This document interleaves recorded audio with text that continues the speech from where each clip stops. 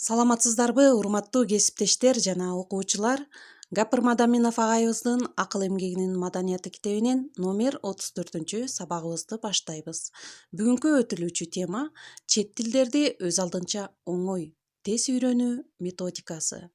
Сабакты даярдаган Салтанат Бейшенова, Талас облусу. Анда эмесе, урматтуу угармандар, сабакка көңүл буруңуздар. Чет тилдерди өз алдынча оңой, тез үйрөнүүнүн методикасы. Биз азыр ааламдашуу доорунда жашап жатабыз. Андыктан кааласак, каалабасак да эл аралык тилдерди өздөштүрүү учур талабы болуп калды. Мисалы, интернеттен пайдалуу бир маалыматты алуу үчүн да орус же англис тилин билүү керек. Чет өлкөгө жумушка, саякатка же билим алууга баруу үчүн да эң азында англис тилин жана барган өлкөнүн эне тилин билүү керек болот. Аз убакыттын ичинде өз алдынча кантип бат жана оңой тил үйрөнүүгө болот. Эң биринчи кезекте үйрөнүүнү каалаган тилиңерди сүйүп, кызыккыла, каалоо эң биринчи орунда туруусу керек. Экинчиден, кайсы гана тилди үйрөнгүңөр келбесин, баары туура жана так, үндү бийик чыгарып окуудан башталат.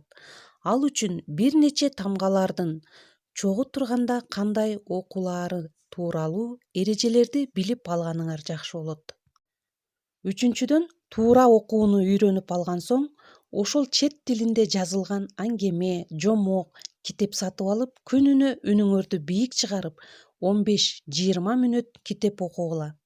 Урматтуу окуучулар, китеп окуп жатканда билбеген сөздөрдүн котормосун сөздүктөн издеп таап, туура окулушун үйрөнүп, 5-6 жолу үндү бийик чыгарып кайталоо менен мээңерге сөздүк запасыңарга жазып койгула. Ушул эле ыкма менен бара-бара сөзүңөрдүн запасы көбөйгөн соң сүйлөмдөрдү которгула. Атайын жаңы сөздөрдү сүйлөмү менен жазып жүрчү чөнтөк дептериңер ар дайым жаныңарда болсун. Эсиңерде болсун, сөздөрдү сүйлөм түзбөй жаттоо бул эч кандай жыйынтык бербейт. Анткени чачыранды эле жатталган сөздөр бир жумадан кийин эстен чыгып калат. Күн сайын жаңы теманы өздөштүрүүгө ашыкпай, эскини кайталай жүргүлө.